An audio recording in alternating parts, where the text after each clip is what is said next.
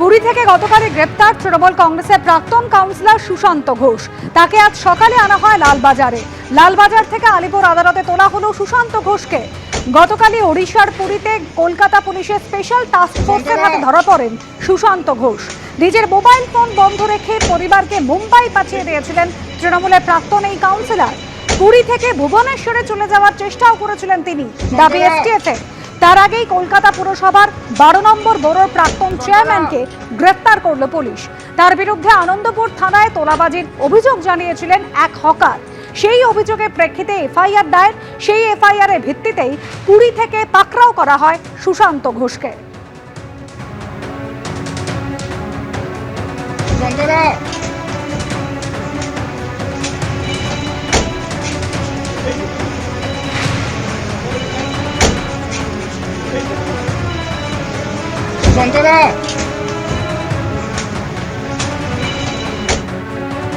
ওই চেয়েছিল অনেক, কিন্তু আমি 3 লাখ টাকা দিয়েছি। কত চেয়েছিল?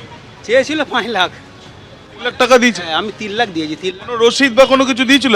কোনো রসিদ দেয়নি, কোনো দোকান রসিদ দেয়নি। কি কারণে দিতে হবে বলেছে? ওই তার না হলে এই 5 ফুট দোকানটা পাবো না। কিন্তু ট্যাক্সের খরচাটা সম্পূর্ণ আমাদের, শুধু জায়গা ডুর ফ্রি। আর ওই যে এপারে যে দোকানটা দেখছেন 5 ফুটের, এটা আমি 3 লাখ টাকা কিনতে হয়েছে আমার। সুশান্ত ঘোষ আমার কাছে 2.5 লাখ টাকা নিয়েছে এই দোকানের পারপাসে। কিসের দোকান? এই যে এই মাছের দোকান। কেন? ওই না হলে দোকান হবে না, তুলে দিয়ে 2.5 লক্ষ টাকা নিয়েছে আমার কাছ থেকে। 2.5 লক্ষ টাকা। কোনো রসিদ বা কোনো? হ্যাঁ, কিচ্ছু রসিদ দেয়নি। রসিদ কোথায়? কি কারণে দিতে হবে বলেছে? ওই মাছ দোকান ওখানে ছিল, তুলে দিয়েছে, এই টাকা বানিয়ে দিয়েছে, দিয়ে 2.5 লক্ষ টাকা নিয়েছে। 2.5 লক্ষ টাকা আমার কাছ থেকে। গরিব মানুষ আমরা না দিলে হবে না, কিন্তু চলে যাও, জয়নগর চলে যাও, এরকম কথাবার্তা। আমরা গরিব লোক, অসহায় পড়ে গেছি, যদি আমাদের টাকা ফেরত দেয় আমরা খুব উপকার হই। এবার আগাম জামিনের আবেদন জানিয়েছেন বিদায়ী তৃণমূল কাউন্সিলর অনন্যা বন্দ্যোপাধ্যায়। আলিপুর কোর্টে আগাম জামিনের আবেদন জানিয়েছেন তিনি। তবে কোন মামলায় আগাম জামিনের আবেদন করেছেন তিনি জানবো আমাদের প্রতিনিধি আবির দত্তর কাছ থেকে। আবির, দেখো, যেটা জানা যাচ্ছে যে আলিপুর পুলিশ কোর্টে অনন্যা বন্দ্যোপাধ্যায়, তিনি তৃণমূলের বিদায়ী কাউন্সিলর, তিনি আত্মসমর্পণ করে তিনি আগাম জামিনের আবেদন করেছেন। এবং যেটা জানা যাচ্ছে যে 2026 সালে নির্বাচন, অর্থাৎ এই যে বিধানসভা নির্বাচন, সেই নির্বাচন হয়ে যাওয়ার পরে পঞ্চায়েত থানাতে বেশ কয়েকটি অভিযোগ হয় এবং সেই অভিযোগ ছিল বিজেপি কর্মীর বাড়ির ভাঙচুরের ঘটনা। সেই ঘটনার পরিপ্রেক্ষিতে যে অভিযোগ হয়, সেই অভিযোগের পরিপ্রেক্ষিতেই তিনি কিন্তু এই আগাম জামিনের আবেদন করতে আলিপুর আদালতে এসেছেন। এবং এই যে আলিপুর আদালতে তিনি এসেছেন, সেই আদালতে এসে মূলত এই 2026 সালে পঞ্চায়েত থানাতে যে অভিযোগ হয়েছিল, সেখানে তৃণমূল কংগ্রেসের দুষ্কৃতীদের বিরুদ্ধে অভিযোগ ছিল এবং যে অভিযোগ ছিল যে অনন্যা বন্দ্যোপাধ্যায়ের অনুগামীরা তারা এই ঘটনা ঘটিয়েছে। এই পরিপ্রেক্ষিতে যে অভিযোগ করেন বিজেপি কর্মী সমর্থকেরা, সেই ঘটনার সম্পর্কিত তাকে তিনি কিন্তু বিষয়ে তিনি আগাম জামিন জানাতে আত্মসমর্পণ করেছেন এবং আগাম জামিনের আবেদন করছেন আলিপুর আদালতে, এসিজেএম কোর্টে। ধন্যবাদ আবির। মেসি কাণ্ডে 3 বার নোটিশের পর অবশেষে হাজিরা দিলেন প্রাক্তন ক্রীড়ামন্ত্রী। সকাল 9:55 নাগাদ বিধাননগর দক্ষিণ থানায় হাজিরা দিলেন অরূপ বিশ্বাস। 3 ঘন্টা ধরে জিজ্ঞাসাবাদ করা হয় তাকে। 22 জুন ফের তলব করা হয়েছে অরূপ বিশ্বাসকে। যুব ভারতীতে বিশৃঙ্খলার জন্য অরূপ বিশ্বাসকেই দায়ী করে গতকালই ইমেল করে মেসির টিম, দাবি করেন শতদ্রু দত্ত। বিধাননগর কমিশনারেটে এই ইমেল করা হয়েছে বলে দাবি করেছিলেন শতদ্রু দত্ত।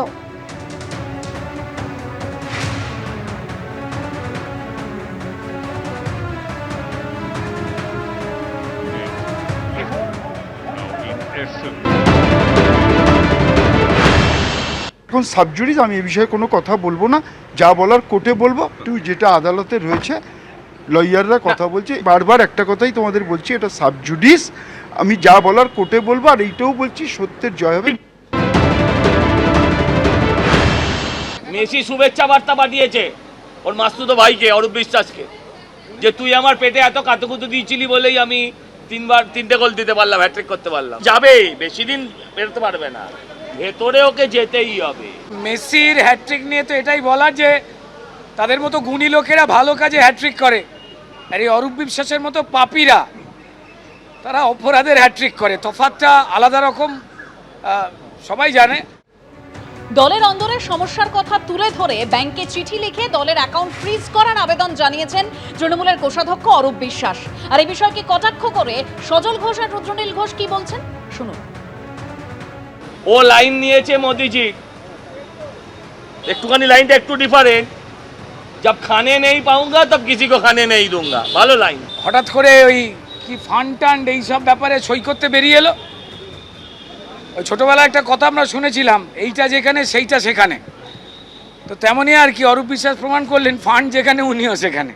এইচডিএফসি ব্যাংকের সেন্ট্রাল প্লাজা শাখায় চিঠি লিখে সর্বভারতীয় তৃণমূল কংগ্রেসের অ্যাকাউন্ট ফ্রিজ করার জন্য আবেদন জানালেন তৃণমূলের কোষাধ্যক্ষ অরূপ বিশ্বাস। দলের অ্যাকাউন্টে সব লেনদেন বন্ধ করার আবেদন জানিয়েছেন তিনি। অরূপ বিশ্বাসের চিঠিতে এবার নতুন করে সংকটে পড়ল কালীঘাট তৃণমূল। অরূপ বিশ্বাস তৃণমূলের কোষাধ্যক্ষ হিসেবে ব্যাংকের কাছে আবেদন জানিয়েছেন। দলের মধ্যে ব্যাপক গন্ডগোল চলছে, সাংসদদের অনেকে দল ছেড়ে দিয়েছেন, আবার বিধায়কদের মধ্যে অনেকে বিদ্রোহ ঘোষণা করেছেন। এই পরিস্থিতিতে দলের কর্তৃত্ব কার হাতে থাকবে তা নিয়ে বিবাদ চলছে। ফলে কে ব্যাংক অ্যাকাউন্ট পরিচালনা করবে তা নিয়েও অনিশ্চয়তা তৈরি হয়েছে। এমনকি অরূপ বিশ্বাস তাঁর চিঠিতে দলের অফিসে তাঁর সই করে রাখা ব্যাংক চেকগুলির অপব্যবহার হতে পারে বলেও আশঙ্কা প্রকাশ করেছেন। তাই এই অবস্থায় দলের অ্যাকাউন্টকে সুরক্ষিত রাখতে সমস্ত লেনদেন বন্ধ রাখা হোক, না হলে আরও জটিলতা তৈরি হতে পারে। ফলে যতক্ষণ দলের মধ্যেকার সমস্যার সমাধান না হচ্ছে ততক্ষণ পর্যন্ত সব ধরনের লেনদেন বন্ধ রাখার আবেদন তিনি ব্যাংক কর্তৃপক্ষের কাছে জানিয়েছেন। ওয়াকিবহল মহলের ধারণা, অরূপ বিশ্বাসের এই চিঠিতে নতুন সমস্যায় পড়ল কালীঘাট তৃণমূল।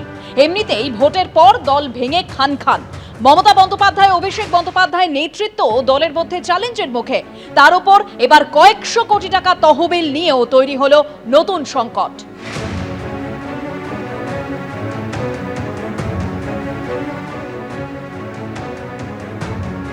ফ্রিজ করার জন্য অ্যাকাউন্টের টাকা ওটা দলের ব্যাপার, ওটা নিয়ে এখন এই মুহূর্তে কিছু বলবো না। তৃণমূলের অ্যাকাউন্ট আপনি এটা নিয়ে পরে বলবো, এটা নিয়ে পরে আপনি কি ফ্রিজ করতে বলেছেন? তৃণমূল বলছে আপনি আর কোষাধ্যক্ষ নেই। এটা পরে বলবো। আপনাকে কি দল এই সময় তাহলে বিপদে ফেলে দিল? না না, পরে বলবো। সর্বভারতীয় তৃণমূল কংগ্রেসের ব্যাংক অ্যাকাউন্ট ফ্রিজ করার জন্য আবেদন তৃণমূলের কোষাধ্যক্ষ অরূপ বিশ্বাসের। দলের অ্যাকাউন্টে সব ধরনের লেনদেন বন্ধ রাখার জন্য তিনি আবেদন জানিয়েছেন। অরূপ বিশ্বাসের এই চিঠিতে এবার নতুন করে সংকটে কালীঘাট তৃণমূল। অরূপ বিশ্বাস তিনি তৃণমূলের কোষাধ্যক্ষ হিসেবে ব্যাংকের কাছে আবেদন জানিয়েছেন যে দলের মধ্যে গন্ডগোল হচ্ছে, অনেক সাংসদ তারা দল ছেড়ে দিয়েছেন, বিধায়কদের মধ্যে অনেকেই বিদ্রোহ ঘোষণা করছেন। আর এই পরিস্থিতিতে দলের কর্তৃত্ব কার হাতে থাকবে তা নিয়ে যখন বিবাদ চলছে, কে ব্যাংক অ্যাকাউন্ট পরিচালনা করবেন তা নিয়ে অনিশ্চয়তা তৈরি হয়েছে। অরূপ বিশ্বাস তার চিঠিতে দলের অফিসে তার সই করে রাখা ব্যাংক চেকগুলির অপব্যবহার হতে পারে বলেও আশঙ্কা প্রকাশ করেছেন। দলের অ্যাকাউন্টকে সুরক্ষিত রাখতে সমস্ত লেনদেন বন্ধ রাখা হোক, না হলে আরও জটিলতা তৈরি হতে পারে। ফলে যতক্ষণ দলের মধ্যেকার সমস্যার সমাধান না হচ্ছে ততক্ষণ পর্যন্ত সব ধরনের লেনদেন বন্ধ রাখার আবেদন তিনি ব্যাংক কর্তৃপক্ষের কাছে জানিয়েছেন।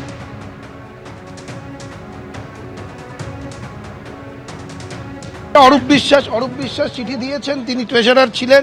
তিনি মনে করেছেন যে এই চিঠিটা না দিলে হয়তো যে অ্যাকাউন্টটি তৃণমূল কংগ্রেসের রয়েছে সেটাতেও কিছু অনিয়ম হতে পারে, সেটাকে ভেবেই হয়তো তিনি চিঠি দিয়েছেন। এর বাইরে আমার কিছু বলার নেই, কারণ সেটা তিনি চিঠি দিয়েছেন ট্রেজারার হিসেবে, এটার উত্তর তিনিই ভালো দিতে পারবেন। কোন তৃণমূল কংগ্রেসের কথা বলছি? সেই তৃণমূল কংগ্রেস অনেক কথা বলে, অনেক দাবি করে, কিন্তু সেই দাবির সাপোর্টিং ডকুমেন্ট হতে হয়। সেই ডকুমেন্টগুলো অধিকাংশ সময় দেখা যায় যে এরকম কোনো সাপোর্টিং ডকুমেন্ট থাকে না, তারা মুখেই বলে যাচ্ছে। আমি জানি না, টাকা পয়সার ব্যাপারটা আমরা যেহেতু দেখি না, মানে কোষাধ্যক্ষ বলুন বা কোনো সাইনিং অথরিটি বা আমরা সেখানে কেউ নই, বা পার্টির ফান্ড ইত্যাদি ব্যাপারে আমাদের কোনো জানকারিও নেই, ভূমিকাও নেই। অরূপের সঙ্গেও আমার কথা হয়নি, ব্যাংকের সঙ্গেও কথা হয়নি, আর গোটা বিষয়টা আমি এবং এখানে যারা আছি তারা কেউ জানি না, ফলে বলতে পারবো না। তো যিনি যদি কেউ বলে থাকেন তিনি বলতে পারবেন, ব্যাংক বলতে পারবে, আর বিষয়টা যারা দেখেন বলতে পারবে। আমাদের ওটা এখতিয়ারই নেই, ফলে আমরা এই বিষয়ে কোনো মন্তব্য করব না। এবিপি আনন্দ, এগিয়ে থাকে, এগিয়ে রাখে।